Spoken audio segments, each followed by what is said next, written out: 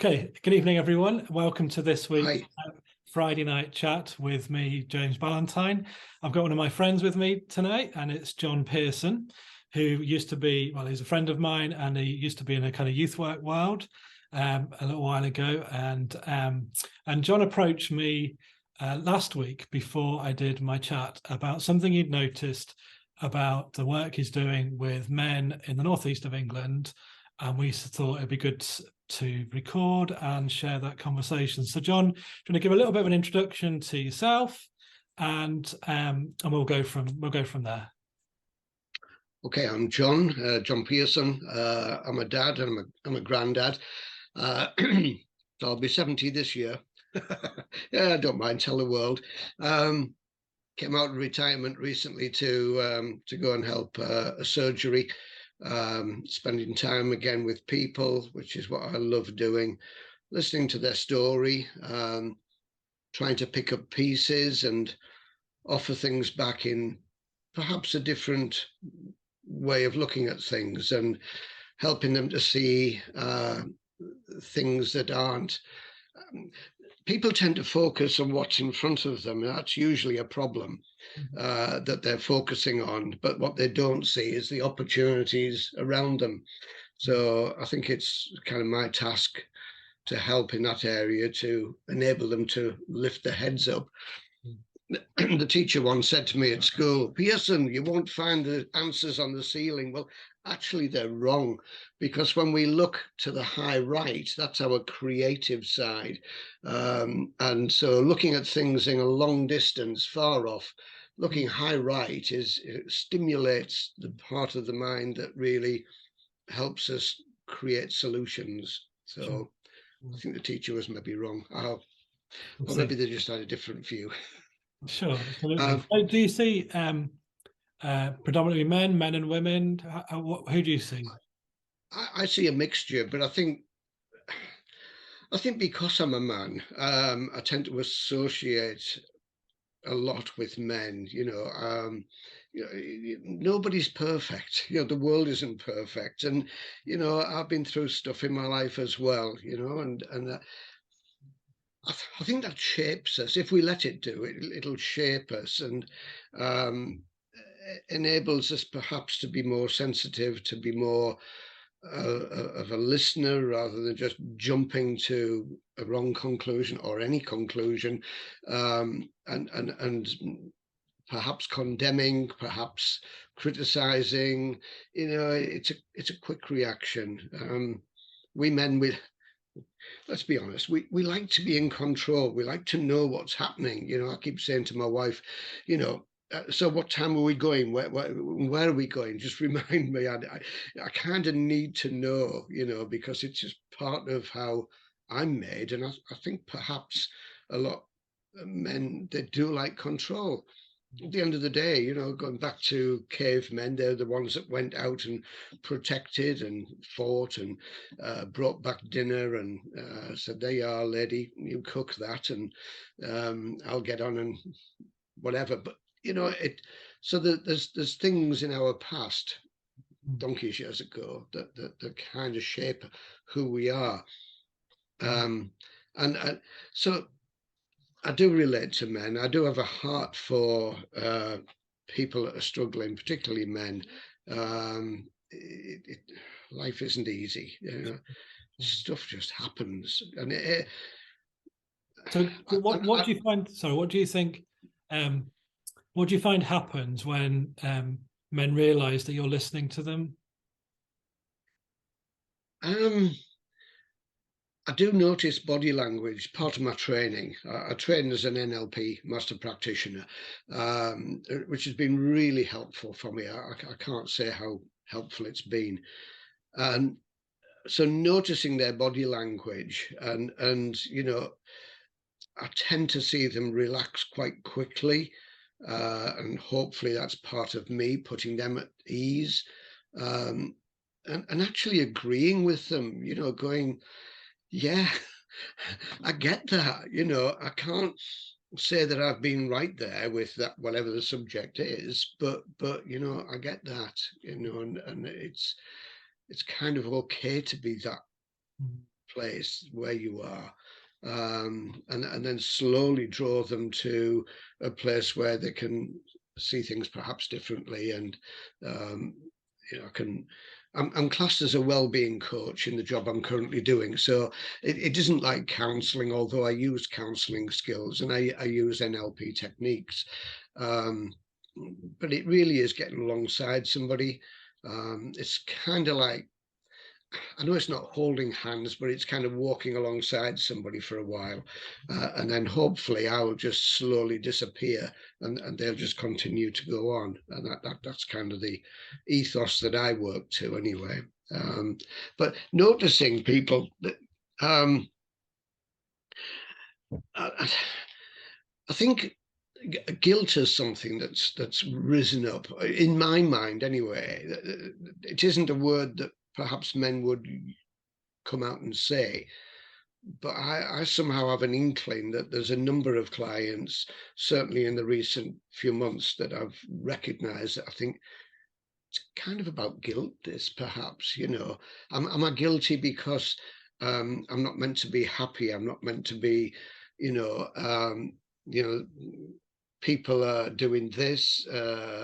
It's all right for them, but I'm here, and there's a whole mixture of kind of emotions of, when people are out, maybe having a bite to eat in a cafe, and other people are laughing and joking, and they're kind of like, it's not on. No, I'm not in that place. I don't like that. I can't, you know, it's it's a difficult one. So I think guilt is one thing, and perhaps we can come back to a bit more on that.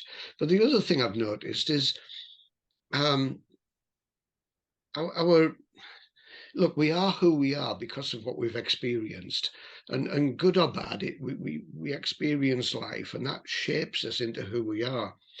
So, our parents, I've noticed this a few times, and again, particularly with men, where parents have been quite strict, firm, old school, if you like, high standards, what we would call a good upbringing. Um, Today's world, I look around and I think, I mean, we could have a long discussion on what are today's standards, but let's not go there. But I'm noticing with people that they're trying to measure their standards to something that they're just not going to achieve. And it doesn't relate in perhaps their relationship, perhaps their family, perhaps whatever's gone on, whether it's workload, whether it's, people at work don't seem to care. They're just focused on profit and, oh, well, we'll just get rid of this person. And it's, and if you're in middle management, I've been there, it's tough. You've got some real issues to work with, and it's so stressful.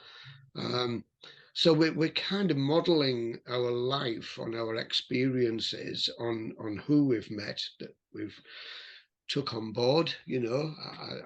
I can remember one person in my teenage years wasn't a very good model at all, and yet ideally he really should have been. And and that really messed with my head.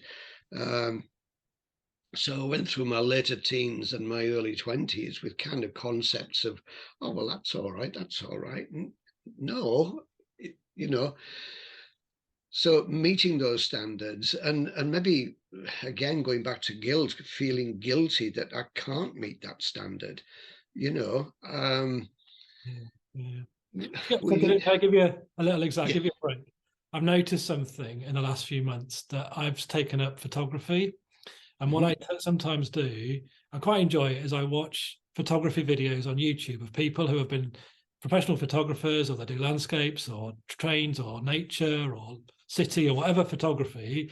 And they're like 5, 6, 7, 8 years, 10 years into their thing, into their Mhm. trade or their profession, and they've sold the books and they do the courses and all that kind of thing. And they're giving away their knowledge for free. Mm. And on a bad day, I look and go, that's a really good photo. That could take 10 years to see how that works, see how they got the lens right, see how they got the picture in the right place, and do that thing. And that could paralyze me to do anything, because I'll never be that good, because I'm comparing. Yeah. or I could be like inspired when they tell their story and they say, do you know what? I picked up a camera 10 years ago, didn't know what I was doing, and I've learned and I've tried a load of things and I took a load of risks and I was just creative. It was my avenue to just be myself and just be that thing. And I just and I just picked up as you were talking, there's a kind of that comparative, it's Yeah. comparative guilt a bit, like the Yeah. family that's having fun and happy and I'm not, Yeah. or it's like I need to be like my parents, like the parental thing, or I don't know how to be myself, or it's Mm, too complicated being a dad or a mum or in that situation because everyone's telling me how I should do it yeah. right or do it wrong, or lots of advice, and I can't. It's just too much. So, um, does that sort of feel like? It does. Yeah. I mean, I've talked to mechanics, electricians, and lots of different skills, and within all those skills, you've got a level of competency, and again, uh, my gut feeling is it's a man thing. We like to be good at what we do. We like to achieve, and that's great. I think it's important that we've got that. We have to measure it as well, because if we do fall short, that we don't want the self-criticism. Oh, I'm no good. I'm rubbish. I won't be ever and be good. I used to do something particularly with young people when I was working with doorways, but I've done it with older people as well. And I've actually given them a piece of plasticine. And I said, while I'm talking and we're talking together, you just sit there and play with the plasticine and make something. Pop it in your hand, and I don't want to see it. And so when they said, okay, I've made it, what do I do now? I said, I still don't want to see it. I said, that's yours. I said, look at it. What you can see is perfect, absolutely perfect. When you start to show somebody else it, and when you start to compare it with other people's things, like in class at school, you would look around and see what other people had done and go, oh, mine's rubbish. But, you know, so with your camera, go out there and shoot and shoot and shoot. It'll be digital, no doubt. So just, Yeah, put a big memory card in and explore and play, and for your eyes only. And then when you feel that one is exceptional to you and you want to share it, then share it, and that's it. But don't compare, and we really shouldn't compare ourselves because every one of us is unique. We're built up of experiences. Look, our mum and dad didn't get a handbook, when we were born. And we set off in this world as like photocopier machines, and that's it. We say, oh, dad's standing up. Oh, I'll try and stand. And we stand and we walk and we talk and we eat and we squawk and do all those things. All we're doing is we're copying everything. And of course, we copy rubbish. We copy the wrong stuff as well as the right stuff. But we become photocopiers, basically. That's just a quick, easy way of explaining. The good thing is that we're kind of like, because I'm getting onto identity, because that's an important bit. We're very much like smartphones. We come into this world preloaded with all the good stuff, all the apps, self-confidence, self-worth, motivation, all the good stuff. We're fully packed. We're unique and we're perfect. We haven't learned how to compare yet, and we are perfect. Um, and then, so people said to me, oh, yeah, well, why do I feel naff? Why do I feel stupid? I said, well, who told you were stupid? What have you told yourself that you are? All this self-talk is so important. Um, so it's, so I'm almost losing my thread here. Um, so it's like these apps, if you like, have been pushed down like a spring, and all we need to do is to remove the blockage, whatever it is, and let the spring come back up again. It is all there. So it's who we are, it's identity, and I think again, men, I can certainly speak for myself, you do have good role models in life. You do look up to people. You do have good experiences. And, we do try hard. Sometimes it gets wobbly. Sometimes the wheel falls off and we need a new one, whatever. It's life, it's where the rubber hits the road. But so, all right, sorry, I'm just losing it at the moment. We're learning to be who we are, but we're evolving into who we are. And sometimes that's more by default or automatic pilot, or we just trundle through. How often do we really, I don't mean look in the mirror, but I kind of mean look in the mirror and go, oh my goodness, do I really look like that? Yeah, you do. And do I really sound like that? Yeah, you do. And actually, that's good. That's unique. That's who you are. When I went through my NLP training, people said, "Oh, what was it like? How did you've got this qualification? Isn't that great?" And I go, "No. What NLP did for me was it helped me to see the real me." The me that was hiding inside. I didn't know I was creative. I was having to go trying to write a book, but it was only through the help of NLP, of exploring who the real me is, that I managed to get it published. And then the next one's due hopefully next month. And halfway through my last book, it is complete, it's just going for publication. All of a sudden I got to a point where I went, oh my goodness, there's a castle. I didn't realize there was a castle in this story. Of course there is. Of course there's a castle. And it's kind of like that crazy creative side of me just pops out, that I, for years, didn't know I had, and it's just kind of exploring the real me. So taking time to just listen to my own voice. And I know there's kind of two voices in there. There's kind of like, I don't know, is there a monkey and a parrot or whatever you want to call them? One's trying to drive you mad or make you dizzy, and the other one's more calming and more wise. And, if parrots can be wise, I don't know. But, it's kind of listening to the two. And then I do have a spirituality. I do have a faith, and it really does help. But even if we haven't got a church base to go to or whatever, we still understand that the word spirituality, and it's far bigger than churches, and walking in amongst nature and around God's creation is just awesome. I'm not going to say go out and hug a tree, but actually, why not? Like tree Yeah. hugging. When you take photos of trees and you touch them, you realize there is something about that tactile thing that in another way we get trapped into playing with technology, which is electronic, Yeah. and it's quite Yeah. bland. Even the camera is quite a bland instrument, and you kind of then put your hand on the bark, and it has an energy and it has a connectivity Yeah. that Yeah. that we lose stuck in concrete homes and diesel cars and metal, Yeah. that kind Absolutely. of thing. And even walking on a beach with our shoes off can be quite a liberating experience when we're wearing shoes, those kind of moments. Yeah. So much, John, in what you've said that I've had like, I'm listening to you. I'm doing that thing where I'm listening to you, but Yeah. I've got like 5 different questions coming up.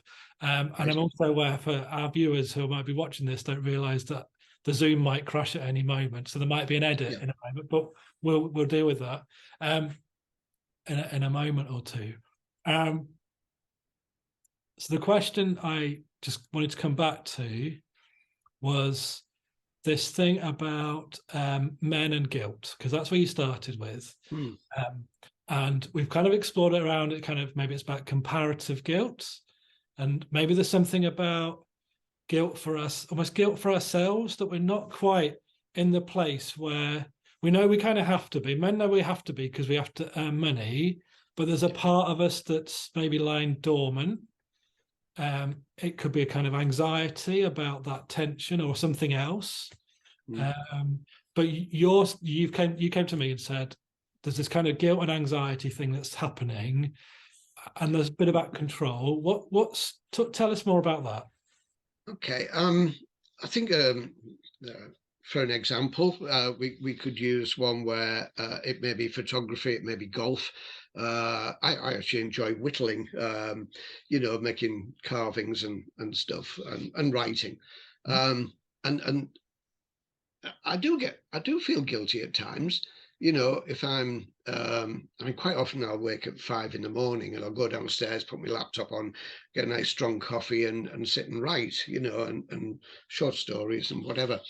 Um, and then of course, I'm not the only one in the house. We've got my wife, I've got two dogs, a grandson and my daughter.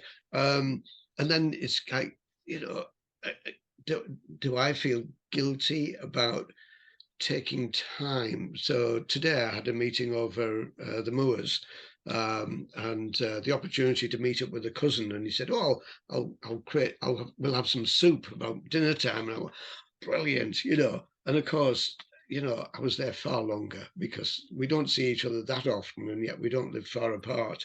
And I think he can actually talk more than me, and that's saying something. So of course I'm rushing back over the Moor Road to get back to do the decorating. I'm hanging wallpaper today. Job's done. It's all done. I shouldn't feel guilty because the job's done. Not that my wife is a hard taskmaster, of course, but if I agree to do something, I mean to do it. But then if I get delayed by good reasons, somebody calls on me, needs help or something, and I go because I can't say no. And well, should I? Well, probably not.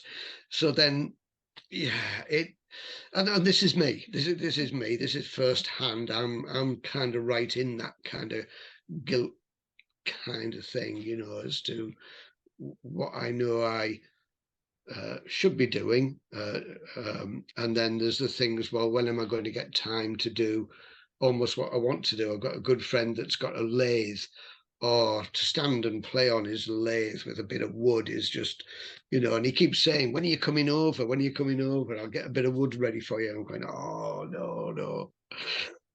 It's important, guys. It really is, to make that time. I could go through a kind of a circle, which is split into 6 segments. And off the top of my head, there is spirituality, there's family, there's relationships, there's fitness and health, there's work, of course, and the 6th one, I can't remember. But if you imagine that on the ground and we're dangling a piece of string down there, and really it should swing around each of those segments equally, but they don't. The pendulum swings and hovers over work so much that the others and the opposite side, which may well be family, just don't get a look in. And so, there's all that guilt feeling, I think, that, well, I've got to go to work to get money to put food on the table. I can't do everything. And, it's so it's And in that is putting ourselves, all of those other things are external things largely. So we put ourselves to the back, and maybe one of those things is ourselves. Like on that list, it's like, oh yeah, you've even forgot. I think you probably forgot the 6th one, and it is ourselves, which is really like telling, isn't it? Like everything's external. Like sometimes church can be a very external thing, and not always. Spirituality might not be, but they're kind of like, the thing we forget about is the looking after ourselves, because we might be need other people's needs or promises we've made, or an activity we like, or and there's nothing wrong with it, most of those things, but that kind of self-attention, and even to kind of go, how do I process that self-critical voice? What do I need to do to stop the voice, whatever, we could call it the critical voice, the devil voice, whatever that voice is that's telling us off, or it's telling us what to do, or it's telling us we're not good enough. Sometimes it's bullying us, sometimes it's pressurizing us, sometimes it's just invalidating all of our experiences, whatever that voice is, swirling around. And it's like, it took me like, what books was I reading? Stuff on Eckhart Tolle's book, The Power of Now. That was one of my kind of seminal books in the last few years, where it was like, how do I stop that thinking voice? Well, you can't. You just you have to do something different. You have to just try and create a gap where it's not thinking. And that for me was like, oh my word, that kind of space. So Yeah, so in that swear, that spiral is ourselves, isn't it? That it is. And you're right, absolutely right. And it is telling that that was the one that I missed. It's entitled Personal Growth. It absolutely is. Yeah, it's be sometimes we have to give the monkey, if it's a monkey that's kind of doing all the funny business, then we have to give it something to play with, to distract it almost. And mindfulness, if you like, or meditation, or just quiet space, call it what you want. There needs to be that technique of coming into the quiet, of slowly allowing the nonsense to settle. I've got a lovely little thing actually just next to me. Whether you use music in the background or whatever, just to quieten the noise, so that if we imagine that our conscious mind is the busyness, our unconscious is its prime function is there to help us, to protect us, to keep us safe. It looks after everything around us, basically. But this is so this is just a snow globe. So everything is absolutely spinning around like mad. And of course, when everything's going mad like that, all we want to do is shake it up, and it just goes even more crazy, crazy, crazy. So if we can find time to stop, breathe, think, and actually thinking means not thinking, not thinking, yeah, then everything goes clear. And then, because who we really are is the clarity that all that nonsense is running around in. And actually, there's not much in there at all. But when we shake it up, it's like that's the whole ball of wax. yeah. So And just a when good, it slows down, you can just see the individual filaments. So, yeah, so even to slow down, I yeah, looked at the book I picked up at the RSPB place called Bird Therapy, and he just says he tried loads of different things, but the one thing that helped him slow down was to focus on the one things he sees through binoculars, because it was yeah, just that individual one thing and not the yeah, busyness of 100 things, but yeah, because it was just looking and he could breathe, and yeah, like wasn't chasing it and he wasn't trying to, yeah. it was just slower, Just slower, enjoy. slower. Yeah, just focus on one thing. And some people it has to be one thing. To focus on one Yeah, thing is better than focusing on. So I yeah, mean, reading for me is one of those things as well, because I'm focusing on a book and mm, everything else can just stop. yeah. Um, It so just disappears. yeah, Yeah, absolutely. yeah, Uh, so you've got the snow globe, and do you use that yeah. in the listening exercise, like when you're talking to people as well? I do, particularly young people, but old people, older people, shall we say? Yeah, I do. I use it a lot. It's in my bag, which is next to me, waiting for Thursday, my next day's work. And I've lots of little props. I've got one, the little puzzles, where you can move the squares around and make a picture. And of course, the whole point is you have to have an empty square.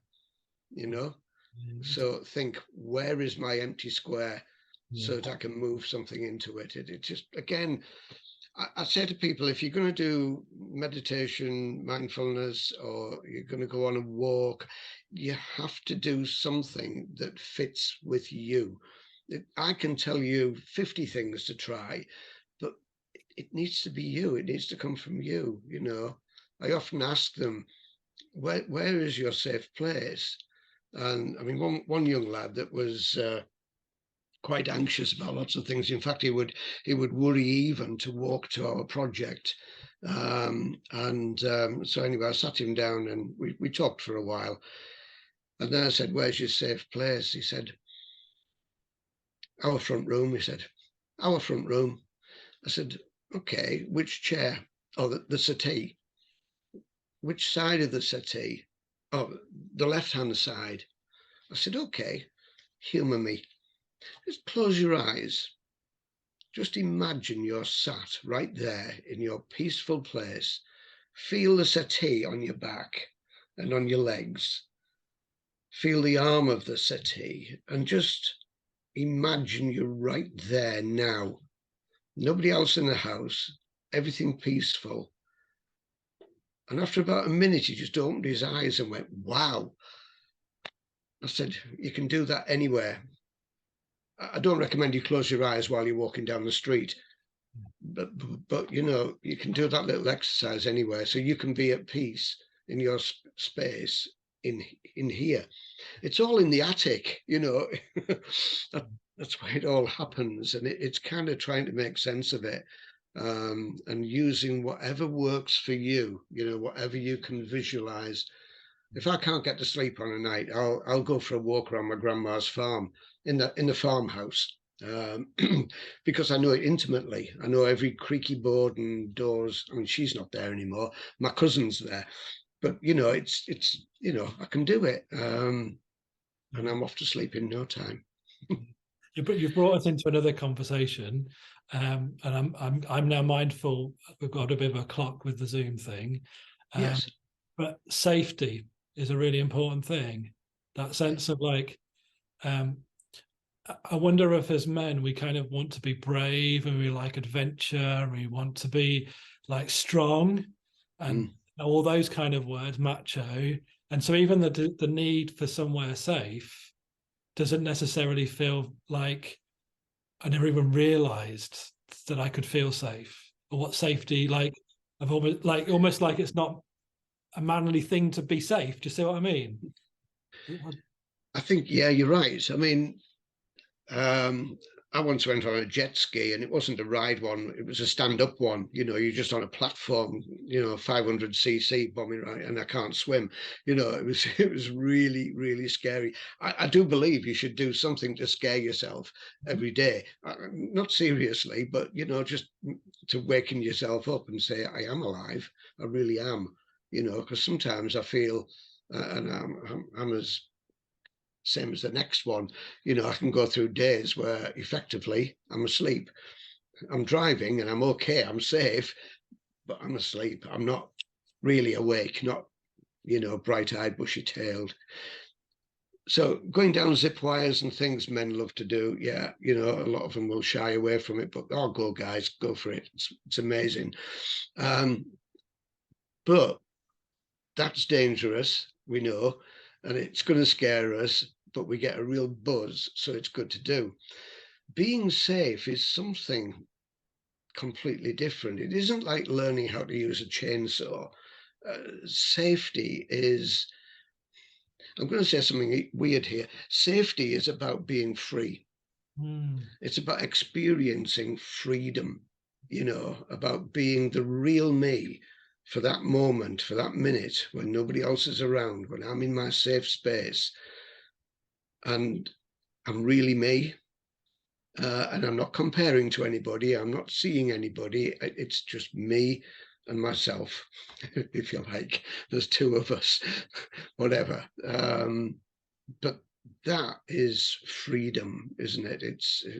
You know, oh God, you can't buy that.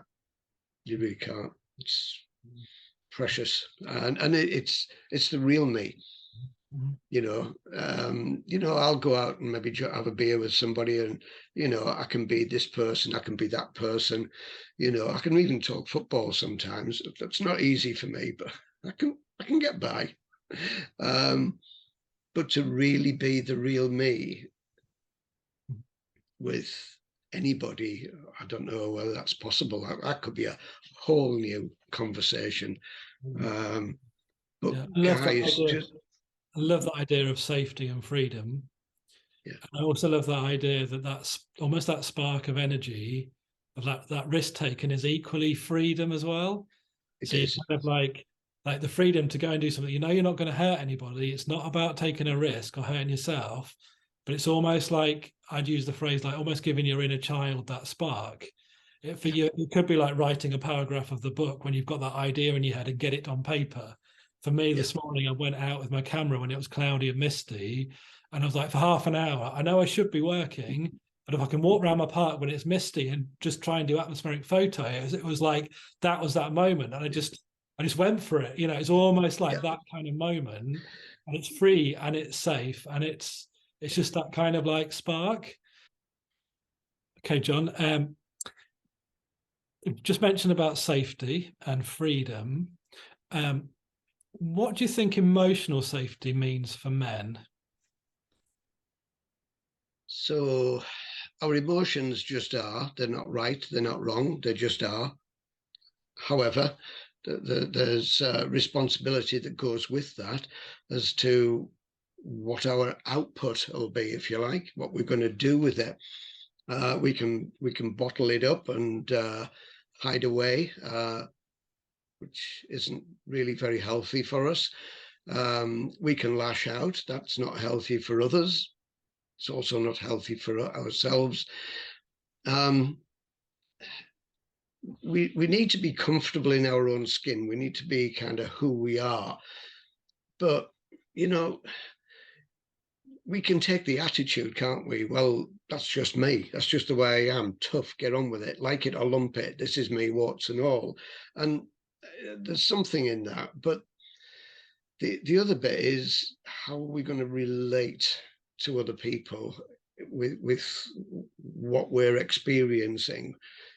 How are we going to communicate back to somebody that's just said something maybe hurtful? Are we going to lash out? Are we going to just walk out the room? It's probably a manly thing. Well, back in my day, we'd punch the lights out, probably. We might strike out. I think over the years, it's something that grows. We experience the right way, the wrong way. Um, it, it, our head's like a computer, so it runs programs, and a program is just a set of instructions. But sometimes one of the lines of the code kind of gets a bit squiffy, and the output is not healthy. So as computer programmers, because it's our mind we're dealing with, we can go in there and rewrite that line of code. It's our responsibility to look at that, review it, and say, no, actually, I could have done better. That would have worked better. My first word should have been sorry. Mm. Okay, it wasn't my fault. It was what they said and all the rest of it. But my first word should be sorry. Whether I think I'm right or wrong, it doesn't matter. And it those feelings for me come out of love. They can only, I think, come from a love of other people, be it children, grandchildren, older children, boys, girls, adults. Not just my wife and relations, but the guy down the pub, that's a bit obnoxious. That I can love him, I can accept what he's saying, I can disagree with it, and I might just buy him a pint and have done, because it might be no point in trying to argue with him, and an argument probably isn't a good way around it. It's learning through experience, and we really should learn. But look, as humanity exists today, it's a mess. The whole world is a mess. So there's no wonder we struggle with relationships, whether it be down the golf club or at work or at home or wherever. We fall into the traps so easily. The love that comes for others has to come out of a love that we have for ourselves. If we don't love ourselves, then we're going to struggle a bit. We're going to fumble around. And loving ourselves is for guys, it's just like, "Phew, no, yeah, don't be stupid. Yeah, yeah. That's not what my dad said, you know. I don't And need so that. I don't I need don't.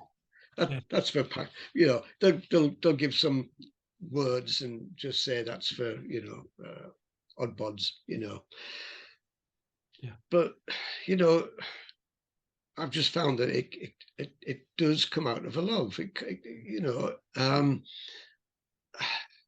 I find the people I work with, clients, if I've got a love for them, the chances of me slipping up and saying something dumb or out of context or what is actually quite slim. So for all my learning in NLP and so on and so on, I think if my focus is love for that person, and it is for me, I find it quite easy. Well, not always. There are challenges. There are people that kind of rock the boat and are challenging, but it's kind of seeing the other person in there, seeing the child in there, maybe. Sometimes I'll even reference the child, and they go, "Oh, well, I was stupid at school and blah blah blah, and this didn't work and that didn't work," and I'll say, "But that's not who you are now. That's who you were then. You're still that person, but you're different now, very different." And then with positive language, reframe things around so that they're beginning to see their life, the positive sides, the achievements that they have made, um, and that they can begin to love themselves and accept that they are totally unique, in every sense. And the world would be missing something if they didn't ever come along. It's just yeah. Absolutely, absolutely. You've taken me to a few places. One, Gary Zukav's book. I don't know whether you've come across it, Soul, no. Seat of the Soul, but he also writes about spiritual partnerships, and he says All right. that we put ourselves in when we place ourselves as inferior to others or superior to others, then as our ego working in both situations. And I think it might be Eckhart Tolle as well. But Gary Zukav is very like, what happens when we place ourselves, like you've just described, that client therapy kind of relationship or coach Mhm. relationship. Yeah, Actually, if I place myself as an equal rather yeah, than one with knowledge and advice or one who's inferior, we place ourselves as equal, we can go, as I listen and as I seek to understand, we journey together in the context of this relationship. And I'm not trying to patronize you, and equally, I'm yeah. not trying to advise you, and I'm not trying to ask you to relate to my experience, but Mm-hmm. I'm about to say, here is a glimmer of the world that you could walk into, Yeah, and what might you need to do to get there, or to yeah, feel that way, or to feel safe, or to feel love, or to communicate differently, or to stop or to slow down or whatever yeah, that is. Um, yeah. and I think it's a really beautiful thing that like we can come at that from really different angles, and we could have felt we've been the victim all our lives, and we could have been abused Mm-hmm. all our lives, or we Yes. could be somebody who's dominated in a company, who's lorded it over in their manor or their castle, for whatever a better expression, and felt Yeah, superior. But both are um, unhealthy in this kind of like in that human kind of way. yeah. Um, and that love for ourselves is about that kind of reverence, that deep reverence for ourselves, but that reverence for the other person Yeah, in that yeah. in that relationship. Yes. Um, I like the word reverence, and it is a reverence. Thomas Merton explains that a tree gives glory to God because it stands there. It is a tree. It can't be anything but a tree, which is fortunate. So therefore, because it's doing what it's created to be, then it's giving glory to God. There's a reverence in that. There's a beauty in it, a natural energy and whole togetherness of the universe, if you like. Um, we're a bit different. We can be all sorts, but if I can be who I'm created to be in whatever Godhead or spiritual context you are comfortable with, then I'm giving glory to God, but while ever I'm chasing around doing other things or whatever, which frequently get caught up in because I'm human and I'm And not perfect. and So, the worry that's associated with all of those things, and the yeah, anxiety, and all of the yeah, churn of all of that. Yeah, yeah. absolutely. The other thing I was reminded of when you were talking there, and I used this example just recently, um, and I said to the client, I said, it seems like you're all but. I said, you're like two goats on a mountain. And a typical mountain is a triangle, and there's a path going up and down. It's the same path. And one goat's trying to come down, and the other goat's trying to go up, and the path is too narrow for them to pass. So they're all butt. And that's it. They're just continuously butting each other. And then I gave a nice little pause and then went, what needs to happen is one needs to agree to lie down while the other one carefully walks across, and then they can continue, and it takes both. You're not going to get trampled on because you're agreeing for one to lie down, and yeah, And that some of that tension can be inside, can't it? yeah, The tension of love for others and love for ourselves can be equally like those two goats going, what, and actually that sense of like that competitiveness is that yeah, thing, but that cooperation with it within ourselves, like you mentioned yeah, emotional health, that sense of coherence of ourselves goes, well, I live at peace with that tension.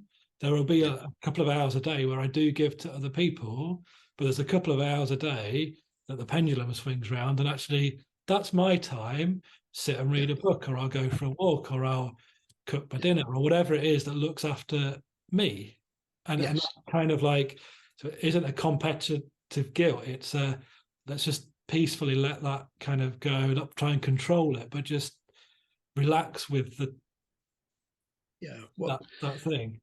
Yeah, yeah, I mean, we can talk about the universe and the universe sure, within and all absolutely. that kind of stuff, but Mm. whatever happens out there is also happening in here, Yeah, and it begins in here and then transfers to the outside. But we really need to look inside. We really need to spend that time with ourselves, getting to know ourselves, our real self.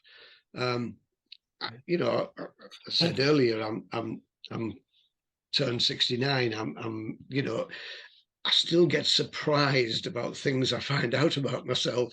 I'm just going, oh wow, didn't know I could do that. You Absolutely. know, Fantastic. yeah, Thank you, John. You said at the beginning, before we recorded, that you wanted to end with a moment of quiet, a meditation. So I'm going to leave that space yes, for you now. okay, yeah. We've talked about being unique. So this is just an invitation for people that are watching, just to close your eyes, perhaps just make yourself comfortable. Um, just feel your back against the chair and your legs, and just rest easy and just breathe gently. I'm not a great one to tell people how to breathe. You know how to do that. Just allow it to flow gently. So this little bit of text that I'm going to read to you is really all about being unique. Think what a remarkable, unduplicatable, and miraculous thing it is to be you. Of all the people who have come and gone on the earth since the beginning of time, not one of them is like you. No one who has ever lived or is to come has had your combination of abilities, talents, friends, acquaintances, burdens, sorrows, and opportunities. No one's hair grows exactly the way yours does. No one's fingerprints are like yours. No one has the same combination of secret inside jokes and family expressions that you know. The few people who laugh at all the same things you do don't sneeze the way you do. No one prays about exactly the same concerns as you do.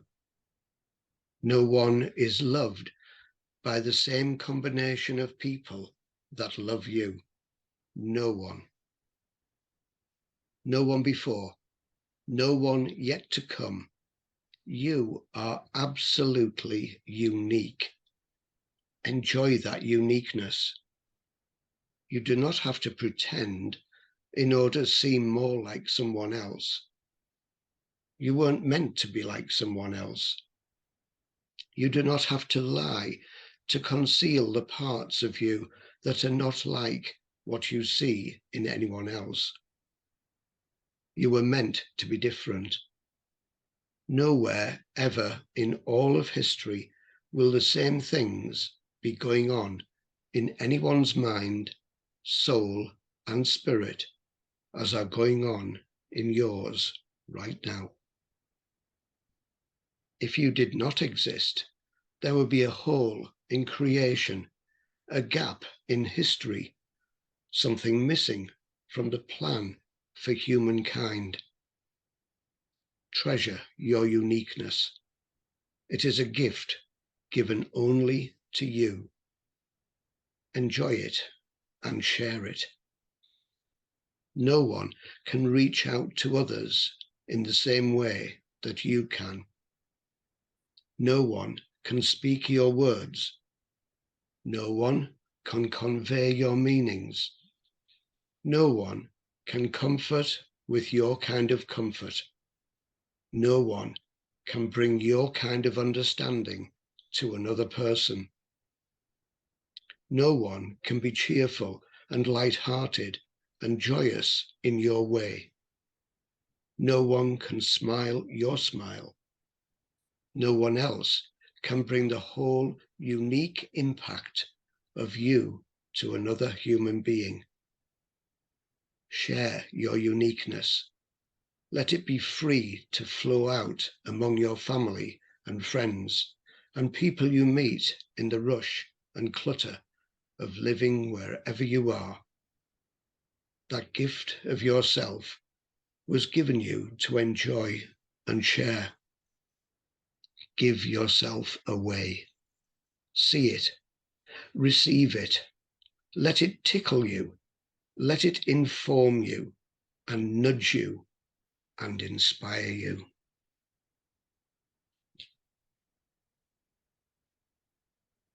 Thank you. John, thank you for sharing. So much goodness, so much richness in that conversation and what you've shared and what you've ended with there, that meditation for everyone. Thank you. You're welcome, very welcome. It's been a pleasure.